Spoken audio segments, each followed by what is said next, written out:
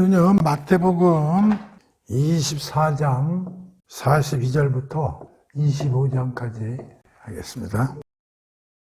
지난 시간에는 종말, 세상의 끝, 종말의 징조에 대한 몇 가지 내용하고 예수님의 재림과 관련하여서 우리가 마태복음에 쓰여 있는 거 좀 공부를 했어요. 그래서 이제 오늘은 24장의 42절부터 25장 끝인데, 오늘은 이제 그 5개의 비유에 대해서 설명이 되어 있습니다. 이건 주로 이제 뭐하고 관련되는 거냐면 종말이죠.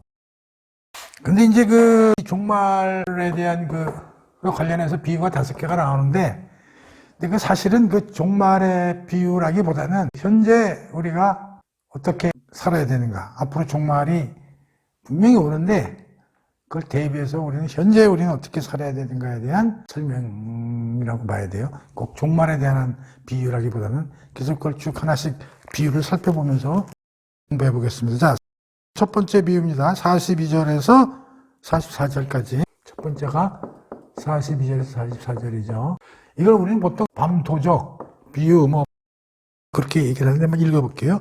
그러므로 깨어있으라. 어느 날에 너희가 주가 임하는지 너희는 알지 못함이니라. 너희도 아는 바니 만일 집주인이 도둑이 어느 시간에 올 줄 알았더라면 깨어있어 그 집을 뚫지 못하게 하였느니라. 그러므로 너희도 준비하고 있으라. 생각하지 않을 때에 인자가 오리라. 그러니까 여기 핵심은 뭐예요? 깨어있으라. 그러므로라는 게 뭐예요? 앞에 어떤 이야기가 나오는 거죠. 그러므로, 그러니까 앞에 무슨 얘기가 나와요? 재림, 종말의 징조 이런 게 나오잖아요. 그러니까 앞으로 종말이 생기고 대환란이 오고 또 그걸 진압하기 위해서 예수님이 내려오시는데, 그런 게 앞으로 우리를 기다리고 있다 이런 얘기지. 그러므로 어떻게 하라고? 깨어있으라. 어느 날에 너희가 주가 임할런지 너희가 알지 못함이니라. 근데 주님이 언제 올지를 우리 몰라. 그러니까 비유를 어떻게 하냐면, 도적이 밤에 몇 시에 우리 당 올라오면서 그럴지 몰라. 그건 도둑 맘이지. 그러니까 어떻게 했어요? 깨어있으라.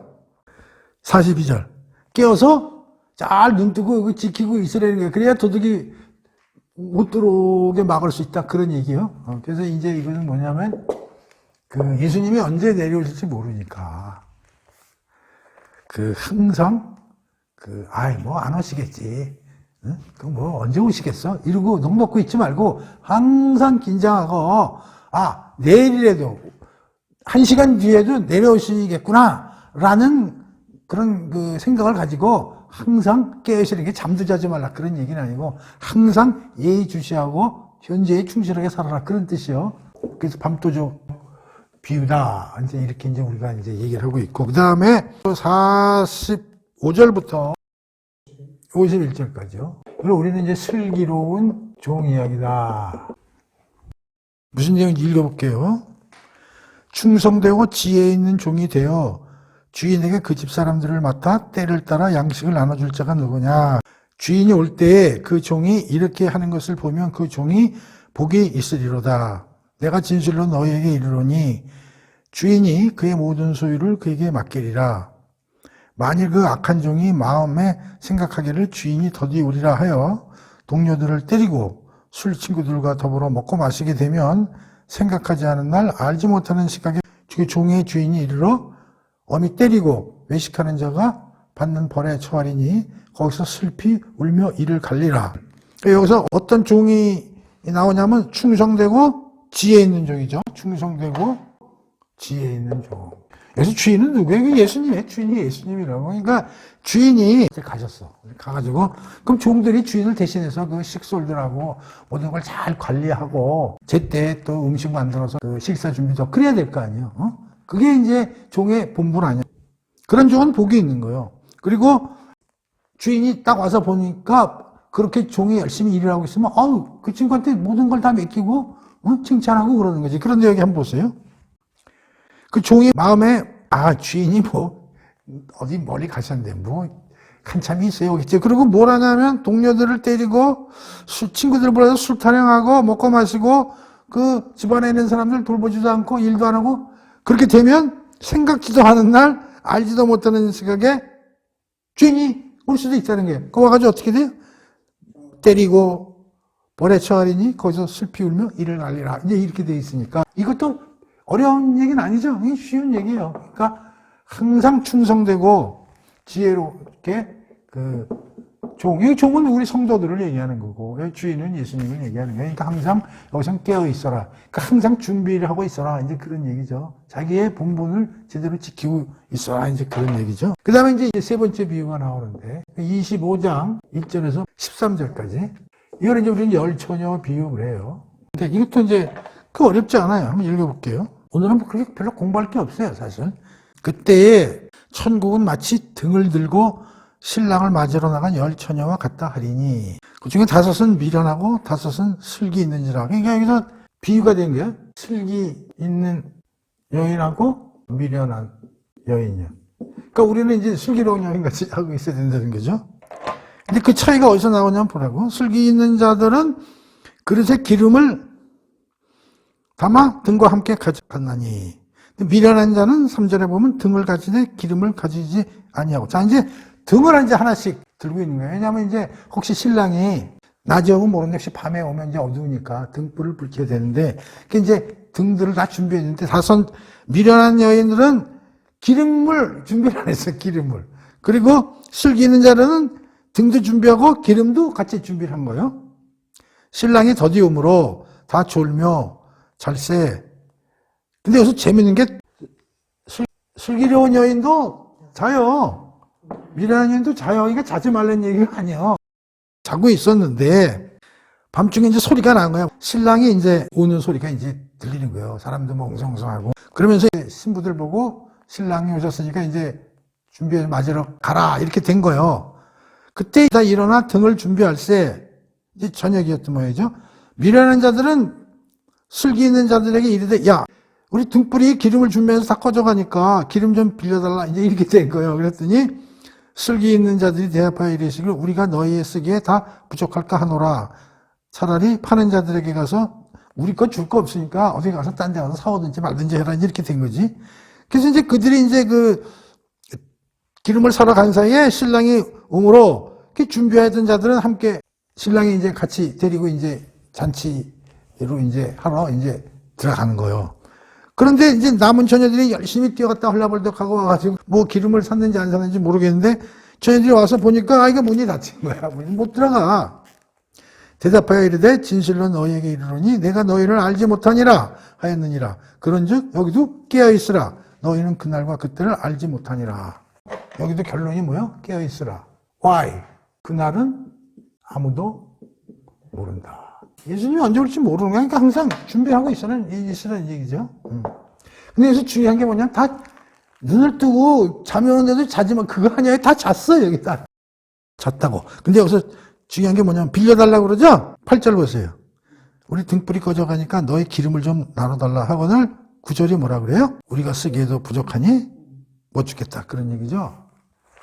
우리가 지난 시간에도 좀 배웠지만 이 종말에 대한 심판과 구원에 관한 그때는 개인 바이스 개인으로 우리가 한 일과 예수님과 하나님에 대한 어떤 태도를 가지고 결정을 하는 것이기 때문에 남한테 빌려주거나 남의 걸 이렇게 받거나 이럴 수가 없는 거예요. 그러니까 옆에 어마어마한 신실한 우리 어머니가 엄청나게 교회 열심히 다니고 신실한 분이라고 칠 때 나중에 우리 엄마는 것이 조금 잘라줘도 천국 갈 거니까 좀 이렇게 좀 빌려달라고 그래봐야 소용이 없는 거예요. 남의 거 빌릴 수가 없는 겁니다, 이게. 남한테 빌려달라고 그러는 말이 무슨 얘기였게? 이걸 다 비유로 이렇게 설명을 한 거예요. 절대 남의 거 빌릴 수 없으니까 본인이 책임져야 된다, 이런 얘기지. 그리고 여기서 깨어있으라는 얘기는 항상 무슨 긴장을 하고 있으라 그런 얘기가 아니에요. 그 이제 나중에 결론 부분에서 종합적으로 해서 이제 우리가 좀 얘기를 해볼게요. 자, 그래서 열처녀 비유도 그렇게 어려운 비유가 아니다.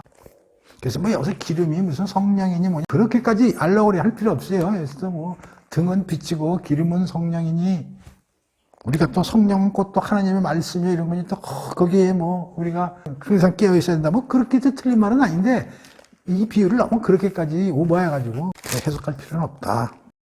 그 다음에 네 번째 비유가 나오는데요. 25장 14절부터 30절까지요. 이건 일명 달란트 비유예요. 어떤 내용은 그렇게 어렵진 않아요. 한번 읽어볼게요. 어떤 사람은 타국에 갈 때, 요즘 어떤 사람은 이제 예수님을 얘기하시는 거고, 타국에 멀리 이제 비유를 하는 거니까, 그 멀리 이제 그 해외여행을 가는데, 그 종들을 불러가지고 그 자기 소유를 이제 맡긴 거예요. 그래가지고 이제 각각 종들한테 그 재능대로 한 사람에게는 금 5달란트, 그리고 다른 종한테는 2달란트를 맡기고, 한 사람한테는 1달란트를 이제 맡긴 거예요. 근데 그래서 달란트는 지난번에도 얘기했지만 그 6,000데나리온이에요. 6,000데나리온. 1데나리온은 하루 품삯이라고 그랬죠? 그럼 6,000데나리온이면은 1년에 300일 잡고 20년 연봉입니다. 그러면 연봉 1억 받는 사람은 20년이면 얼마요? 20억이죠. 5천만 원 잡으면 10억이죠. 근데 여기 한 사람한테 5달란트를 줬다 그러니까 50억이죠. 2달란트 받은 사람은 20억. 굉장히 많은 돈을 준 거야. 이제 주인이 이렇게 어마어마한 이제 재물을 맡기고 이제 떠난 거예요. 근데 이제 이 3명이 이제 그 하던 행동이 여기 이제 쭉 이제 실려 있는 거야. 그래가지고 이제 5달란트를 받은 사람은 바로 가서 그것으로 이제 장사를 한 거야. 그 돈을 받아서. 그래가지고 5달란트를 나뉘었네. 그러니까 2배 더블 쳤네. 그 다음에 2달란트 받은 사람도 또 2달란트를 이제 또 이익을 남긴 거예요. 근데 이 1달란트 받은 사람이 좀 문제가 되는데요. 1달란트 사람은 어떻게 했냐면 땅을 파고 그 주인의 돈을 감추어 두었더니, 그러니까 땅을 파고 거기다 묻어둔 거야, 이제. 이 당시에 이제 은행 같은 게 없으니까. 잊어먹지 않기 위해서 이제 땅 깊숙한 데다 넣어놨다 이거지. 안전하게 모아놨다 이거지. 그 이제 오랜 후에 주인이 와가지고 이제 그 결산을 하는 거야. 아, 종들 와봐라. 그러면서, 야, 내가 니들한테 맡기고 간 거 어떻게 뭐 좀 좀 관리가 됐냐? 이제 이렇게 되는 거야. 그 이제 5달란트 받은 사람은, 와서 이제 2배로 벌었어요. 그랬더니 주인이, 잘했네. 그러면서 26절에, 착한 충성된 종아. 그러면서, 내가 이렇게 작은 일이 이렇게 큰 돈인데 왜 작은 일이라고 그러나 이 사람 엄청 부자인가 봐. 이런 작은 일에도 충성했으니까 내가 더 많은 거를 너에게 맡기고 내 주인의 즐거움에 참여할지니라. 축복을 내리고 이제 칭찬을 하는 거예요. 그다음에 2달란트 받은 친구도 불러가지고, 야, 넌 어떻게 되냐 그랬더니, 저도 2달란트 더블 쳤어요. 그러니까, 그래. 그러니까 똑같은 얘기. 충성된 종아, 23절이죠.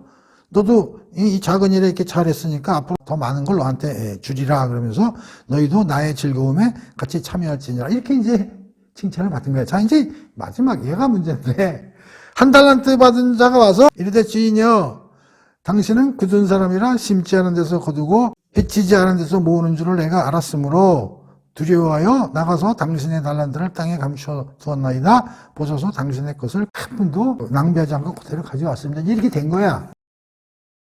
그랬더니 이제 주인이 뭐라 그랬냐면, 이 악하고 게으른 종아, 나는 심지 않은 데서 거두고 해치지 않은 데서 모으는 줄로 내가 알았느냐?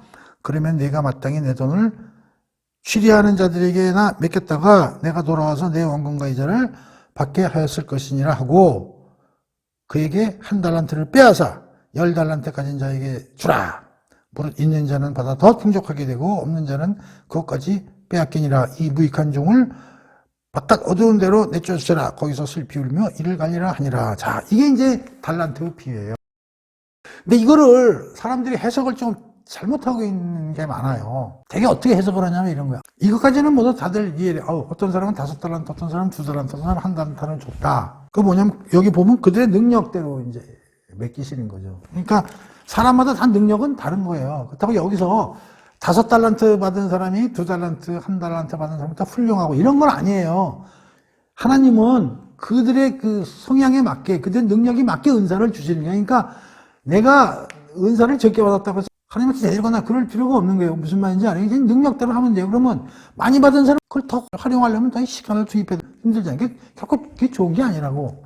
그것까지는 좋은데, 그럼 왜 5달란트 받은 사람하고 2달란트 받은 사람은 칭찬을 받고 1달란트 받은 사람은 칭찬을 안 했느냐? 사람들이 이렇게 생각하는 거야.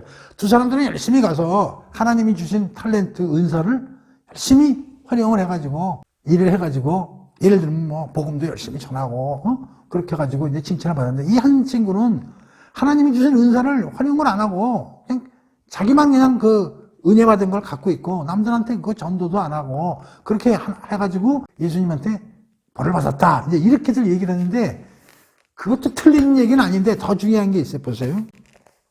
16절 보세요. 16절에 이제 힌트가 있는데, 떠났을 때 5달란트 받은 자는 바로 딱 받자마자 바로 나가가지고 뭔가 장사를 했다는 거죠. 그 2달란트 받은 사람도 똑같이 그렇게 했다는 거예요. 자, 24절 보세요. 1달란트 받은 사람은 와가지고 땅에다 묻어놨는데 예수님한테 뭐라고 그랬냐면 주인한테 이런 말을 했어. 주인이여, 당신은 굳은 사람이라 심지 않은 데서 거두고 해치지 않은 데서 모으는 줄을 내가 알았습니다. 이게 무슨 뜻이에요? 여기 지금 이거는 그 개역개정은 이렇게 되어 있는데 이게 쉬운 말로 해석하면 그거예요. 당신은 심지도 않은 데서 뭘 거두고 해치지 않은 데서 모으는 줄, 씨도 뿌리지 않고 모으는 줄을 내가 알았으므로. 주인은 어떻게 평가했냐면 이 종은 약삭 빠른 사람, 그러니까 뿌리지도 않고 씨도 안 뿌리고 뭔가 이익을 얻으려고 그러는 사람으로 평가를 했다, 이런 얘기요. 우리도 곡식을 거두려면 뭐 씨도 뿌리고 거름도 좀 주고 뭐 이런 걸 해야 되잖아요. 근데 그런 걸 안 했던, 심지도 않은 데서 뭐가 나오기를 바라고, 그 뿌리지도 않은 데서 뭔가 모으는, 그 주인을 뭐라고 생각한 거야? 이 종을 불로소득이나 얌체나 무슨 뭐 이런 사람으로 생각한 거지. 그러니까 예수님이 뭐라고 그러냐면, 그래? 26절 보세요. 나는 심지 않은 데서 거두고 해치지도 않은 데서 모으는 줄로 네가 나를 그렇게 생각했었냐? 그게 아니라는 거지. 그게 뭐냐면 이 친구는 받은 은사를 활용을 안 해서 야단을 맞은 게 아니라 주인을 잘 모르는 상태로 있는 거야. 이 종은. 그러니까 종이 셋이 있는데 두 사람은 항상 주인이 무슨 생각하고 있고 주인은 어떤 방향으로 그 우리를 관리하고 이 집을 어떻게 운영, 그걸 전부 잘 아는 사람인데 이 1달란트 가진 친구는 주인을 잘 몰라. 주인은. 그러니까 주인이 뭘 하라고 했을 경우에 잘 모르는 거야. 그러니까 그냥 야단 맞기 싫으니까 그냥 갖다 묻어놓은 거라고. 일을 안 했다기보다는. 여기서의 핵심은 뭐냐면, 여기 탤런트라는 게 원래 여기서 나온 단어라는 거예요. 탤런트가 뭐예요? 배우들 탤런트라고 그러잖아요. 재능이 있고 이런 걸 탤런트라고 그러지 않습니까? 그러니까 하느님한테 주신 은사를 우리가 활용을 못해서 잘해라, 그런 뜻이라기보다는 어떻게 하라는 거야? 주인의 뜻을 잘 살피라는 거지. 그러니까 이 달란트 비유의 핵심은 뭐냐면 예수님을 잘 알아야 된다는 거예요. 그래야 우리가 종말이나 앞으로 마지막 날에도 우리가 아우 참 충성된 종이다, 이제 내 혼인잔치, 내 즐거운 천국에서 나와 함께 지내자, 그런 칭찬을 받으려면 어떻게 된다고? 예수님과 하나님을 잘 알아야 된다는 거죠. 그러면 은사도 잘 활용을 하겠지. 근데 이 사람은 그걸 모르는 거예요. 하나님과 예수님에 대해서. 그게 중요한 키포인트다, 이런 얘기, 달란트 비유에서. 오케이? 자, 그 다음에 마지막 비유 얘기를 해볼게요. 5번째 비유는 뭐냐면 25장 31절부터 46절까지죠. 양과 염소 비유. 읽어볼게요. 인자가 자기 영광으로 모든 천사와 함께 올 테니, 재림 얘기하시는 거예요. 재림 얘기하는 거죠. 자기 영광의 보좌에 앉으리니 모든 민족을 그 앞에 모으고 각각 구분하기를, 목자가 양과 염소를 구분하는 것 같이 이제 한다는 거죠. 그래서 양은 오른편에, 왼편에는 염소를, 목자들이 이제 그렇게 나누는 거예요. 근데 이제 목자들이 양과 염소를 칠 때 낮에는 같이 이렇게 데리고 나가서 이렇게 풀도 먹이고 그런데, 근데 데리고 들어와서 우리 안에서는 잠을 같이 안 재운대요. 양은 양대로, 염소는 염소대로 아마 이렇게 딱 구분을 한대요. 근데 그 이유는 잘 모르겠는데 아마 잠버릇이 다른 것 같아. 양하고 염소. 그래서 반드시 갈라놓는다 그러는 거예요. 그러니까 그걸 염두에 두고요. 그때 임금이 오른편에 있는 자들에게 이르시되, 내 아버지께 복받을 자들이여, 나와 창세부터 너희를 위하여 예비된 나라를 상속받으라. 그러니까 오른쪽에 있는 양이야. 양들에게는 이렇게 얘기를 하는 거예요. 그 오른쪽 왼쪽도 이제 히브리 사람들 오른팔이라는 개념은 어떤 개념이 강하냐면 여기서 상속자라는 개념이 가능한 거예요. 그러니까 그 오른쪽은 항상 주인의 상속자다. 그러니까 예수님도 지금 하나님의 오른편에 계시잖아요. 그건 하나님의 상속자다, 그런 뜻이에요. 상속은 그 아들이야 이제 상속을 받잖아요. 그런 차원에서 이제 오른쪽이 굉장히 중요한 포지션이 오른쪽이라는 거죠. 근데 여기도 뭐라고 그러냐면 너희를 위하여 예비한 나라를 상속받아라, 이제 이렇게 얘기가 되어 있는 거예요. 그 다음에 내가 줄일 때에 너희가 먹을 것을 주었고 목마를 때에 마시게 하였고 나그네 되었을 때 영접하였으니까, 오른쪽에 있는 친구들은 어떤 일을 했냐면 줄일 때, 목마를 때, 나그네 되었을 때, 헐벗었을 때, 병들었을 때, 옥에 갇혔, 6개네. 옥에 갇혔을 때 나를 다 돌봤다, 이런 얘기요. 오른쪽에 있는 사람은. 근데 이때 이제 양들이 무슨 얘기를 하냐면 이렇게 얘기하는 거예요. 와, 우리는 그런 적 없어요. 어느 때에 나그네 되신 것을 보고 우리가 영접하였으며 헐벗으신 걸 보고 우리가 옷을 입혔나이까. 전혀 우린 그런 생각이 안 드는데요. 우리 주님한테 그런 한 적이 없어요. 생각해봐도. 이렇게 대답을 한 거야. 그랬더니 40절 보세요. 임금이 대답하여 이르시되 내가 진실로 너에게 이르노니 너희가 여기 내 형제 중에 지극히 작은 자 하나에게 한 것이 곧 내게 한 것이라 하시고, 나한테 했다는 게 아니라 너희들이 참 주위에 어렵고 힘든 사람들한테 그런 일 많이 했잖아. 나한테 한 거라니까 그게 이제 이렇게 얘기를 이제 한 거예요. 그 다음에 왼편에 있는 자들에게 그러니까 완전히 뒤집어서 얘기하는 거예요. 왼편에 있는 자들에게는 이르시되 저주를 받은 자니라 그러는 거예요. 나를 떠나 마귀와 그 사자들을 위하여 예비된 영원한 불에 들어가라. 와, 이건 완전히 그냥 심판의 저주의 말씀을 하시는 거지. 내가 줄일 때에 네가 먹을 거 안 줬고, 목마를 때에 물 한 물 안 줬고, 나가내졌을 때 밥 한 끼 안 줬고, 얼버렸을 때 옷 하나 안 줬고, 병들었을 때, 옥에 가졌을 때 하나도 돌보지 않았다.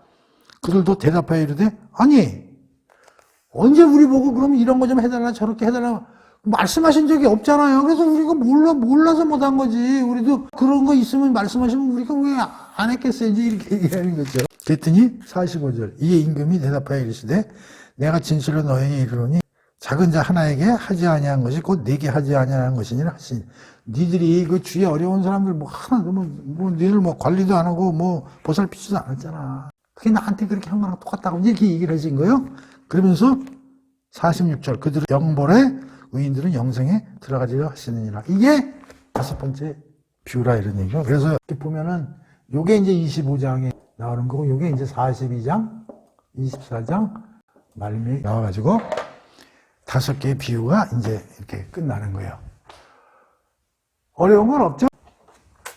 정리를 해보자고요. 이제 가지고 우리가 마태복음 공부를 쭉 하면서 비유도 많이 나오고 천국 비유 10불 있는 자의 비유에는 이제 7개의 비유가 이제 나오지 않았습니까? 근데 지금 종말 관련 비유라고 볼 때 여기 지금 몇 개가 나오겠어요?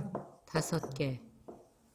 굉장히 많은 비유가 나오고 있다고요. 그러면 우리가 생각할 때 이게 뭐야? 굉장히 중요하다는 얘기죠. 중요성이 크니까 성경에 무려 1장 반을 할애해가지고 이 비유를 다양하게 5개를 말씀을 하신 거잖아요. 그러면 이게 굉장히 중요하다는 얘기죠. 종말 관련 비유가. 그런데 이 종말 관련 비유의 핵심이 우선 2가지가 여기 눈에 띄어요. 2가지가 눈에 띄는 게 맨 마지막 구절이에요. 이게 보면 25절 끝에요. 영벌과 영생이에요. 이게 완전히 심판인데요. 반드시 심판이 이루어진다는 거예요. 일시적인 벌이고 일시적인 상이 아니라 영원한, 여기서 완전히 끝장난다는 거예요. 그래서 5개씩이나 이 비유가 있는 게, 오른쪽에 불교가 되면 영원히 사는 거고, 왼쪽에 불교는 영원히 죽는다는 거예요. 이런 심판이 일어날 수도 있고, 안 일어날 수도 있는 게 반드시 일어난다는 거예요. 때는 모르지만. 2번째는, 여기 보면 모든 비유에 다 떠나죠. 달란트도 주고 이제 떠났다가 와요, 안 와요? 와요. 그 다음에 주인이 또 종들한테 또 나 어디 갔다 오게 했다가 또 와요, 안 와요? 반드시 그날은 언제인지는 퀘스천이지만 반드시 온다는 거예요. 그리고 와가지고는 끝장난다는 거예요. 천국 아니면 지옥이죠. 영벌 아니고 영생이죠. 이게 중요한 거예요. 그러니까 언제를 몰라서 그럴 뿐이지 반드시 오면 그때의 심판은 딱 구분돼가지고 영벌 아니면 영생, 천국과 지옥으로 딱 갈린다는 거예요. 굉장히 중요한 거라고 말해요. 또 이 비유에서 중요한 것은 뭐냐? 그렇다면 지금 현재 now and here 어떻게 살아야 하나? 이게 매우 중요하다는 얘기예요. 그러니까 이 종말 비유에서는 이 2개도 중요하지만 이걸 토대로 지금 그래서 어떻게 우리가 버티고 살아야 나가느냐에 대한 걸 얘기해 주는 게 이 5개 비유의 핵심이에요. 그러니까 이게 종말 비유지만 사실은 현재 어떻게 살아야 되는가를 보여주는 비유다. 이런 얘기예요. 근데 이제 우리가 여기에서 이제 알 수 있는 건 뭐냐면 첫 번째. 예수님이나 하나님은 우리에게 뭘 알려줘? 우리의 끝, 세상 끝을 알려주셨다는 사실이에요. 이게 뭐냐면 기독교적 세계관이라고요. 기독교적 역사관. 우리가 보통 철학적으로 그동안에 공부해보면, 야, 역사는 무엇인가? 그 역사학자들이 고민을 많이 하고, 인간들의 쭉 수천 년간의 히스토리가 과연 뭘 의미하는가에 대해서 많이 사람들이 연구를 하고 있지만 결론을 못 내잖아요. 어떤 사람은 그래도 역사는 우리가 쭉 살펴보니까 그래도 조금씩 나아지고 있는 건 아니냐.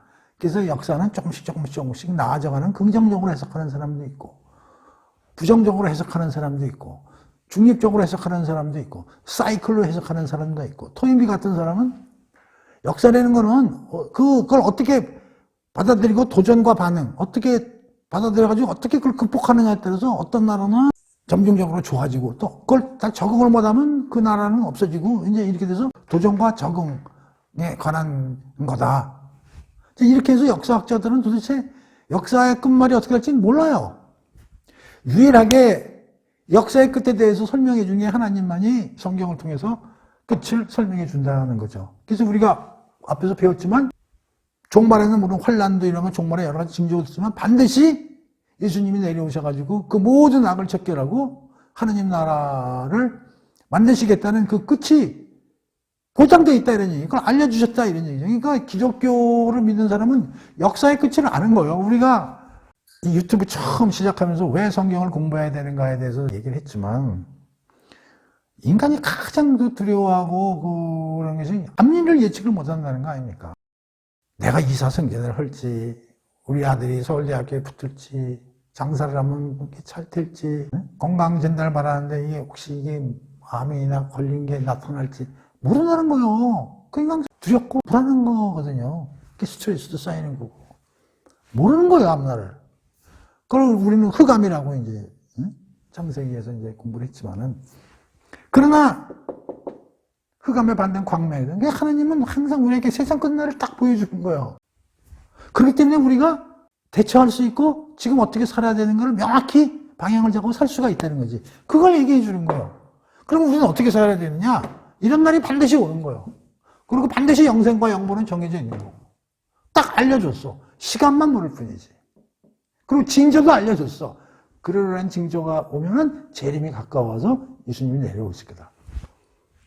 그러면 여기서 그러면 어떻게 살아야 되느냐? 깨어있으라는 거냐. 우리가 지금 배운 거에 의하면, 그러니까 기독교적인 역사관에 의하면 우리는 이 끝을 알고 사는 사람이다. 엄청나게 중요한 거예요. 그러니까 성경을 아는 사람은 영생으로 가기 때문에 지금 힘들더라도 뭐예요? 소망을 가서 살 수 있다는 거예요. 모르는 사람은 두려움 속에서 아무것도 모르고 죽는 거예요. 그러니까 이걸 하면 죽음을 한번 생각해 보자고. 죽음이란. 죽음에 대한 생사관이라고 그럴까? 이것도 기독교 공부를 해가지고 기독교적인 가치관을 가진 사람과 안 가진 사람과 엄청난 차이가 있는 게 왜냐면 이걸 모르기 때문에. 자, 그러면 우리가 비유해서 얘기했지만 어떻게 설명이 되냐면 깨어있어라. 그리고 항상 주인이 없더라도 주인이 내 옆에 있는 것처럼 열심히 주인의 뜻에 따라 일을 해라. 또 이거 더 중요한 거. 그 다음에 이제 달란트 비유에서 우리가 알 수 있는 게 뭐냐면 주인의 뜻을 반드시 알아야 한다. 그래야 달란트대로 살 수 있는 거잖아요. 그 한 달란트 가진 사람이 야단 맞은 게 달란트를 활용 안 했다기보다는 주인의 뜻을 모르는 거예요. 그러니까 예수님하고 하나님 잘 알아야지. 이걸 잘 알려면 어떻게 해? 이게 제일 많이 쓰이는 게 성경 아니요. 성경 열심히 공부해야지. 근데 10달란트가 5달란트 가진 사람이 그걸 받자마자 즉시 나가서 장사했다고 그랬잖아요. 그러니까 아는 즉시 어떻게 해? 실천하는 거죠. 뜻대로. 뜻을 모르니까 실천을 못해. 어떻게 될지 모르는 거고. 근데 양과 염소에서 그럼 어떻게 실천하느냐? 그 예수님 우리 보질 못해가지고요. 어떻게 주님을 위해서 한 것도 없는데 그래도 뭐라 그래? 주위에 작은 자한테 한 게 곧 누구를 위해서 한 거래? 그러면 하나님 말씀대로 실천하고 현재 살아야 되는데 근데 어떻게 살아야 돼? 작은 자들한테 그들이 어떻게 했어? 6가지 했잖아. 읽어봐요. 여기다 쓸게. 자, 줄일 때, 또 목마를 때, 나그네 되었을 때, 헐 벗었을 때, 병들었을 때, 자, 병들었을 때, 옥에 갇혔을 때, 옥에 갇혔을 때. 이런 사람들한테 니들이 잘했다는 거 아니에요. 다른 놈은 안 했다는 거 아니에요. 근데 이걸 전부 보면 이게 어떤 사람들이야? 그렇지. 소외되고 약하고 그 어려운, 여기선 예수님이 뭐라고 설명했어? 작은 자, 아웃사이더. 그 조직에서 어떤 사회에서 좀 이렇게 옆으로 서 있는, 그런 사람들은, 그 지금 이 비유는 뭐냐면 니들이 예수님 하나님 잘 알고 이런 사람들한테 잘해라. 왜? 언제 올지 모르니까 주인이. 그때 와가지고 술이나 먹고 친구 불러가지고 흥청망청하고 사람 돌보지 않고 이 사람들 업신여길 때 어떻게 돼? 영벌로 끝나는 거예요. 여기 오른쪽에 있지 않고 왼쪽으로 분류돼가지고 이를 갈리라 이렇게 되는 거예요. 근데 여기서 중요한 거는 모르고 했다는 게 중요해. 그래서 우리 기독교인은 모르고 하는 거예요. 알고 하면 뭐가 되냐면 복지센터장이 돼. 알고 하면. 그 알고 하는 사람 많아. 기독교인이 아닌 사람도 이런 사람들 도와주는 사람 많아. 단체도 많고. 그래서 교회는 복지단체가 아니야. 도와주지만 우리도 이제 교회도 이런 걸 하지만 자선사업으로 이런 걸 하는 게 아니라고. 휴머니티로 하는 게 아니라고. 휴머니티, 불쌍하다라고 해서 하는 게 아니라 모르고 해야 되는 거야. 모르고 사랑으로, 본성으로, 모르고 그냥 스스로, 그냥 뭘 하려고 해서 되는 게 아니라 스스로 이런 사람들을 보면 그냥 껴안는 거야. 가가지고 뭐 휴머니티 무슨 이런 게 아니고 그렇게 하라는 거야. 그렇게 세상을 현재 now and here 살아가라.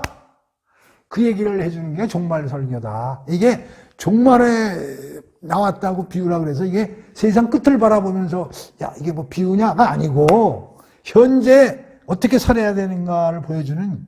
그래서 이걸 우리는 신학적으로 뭐라 하면 종말론적 신앙 그러는 거죠. 자, 이제 이걸 지웁니다. 그래서 내가 지난 시간에 얘기했지만 종말에 대해서 묵시록 같은 거 보면서 거기에 14만 4천 명 무슨 666 71회 그런 거가 구체적으로 뭐고 시간 따지고 490년 계산하고 앉아있고 7년이 그게 과연 진짜 7년인지 어떤 상당한 기간을 이긴지 그런 거밖에 신경 쓰지 말라는 거예요. 지금이 중요하다는 게 지금이.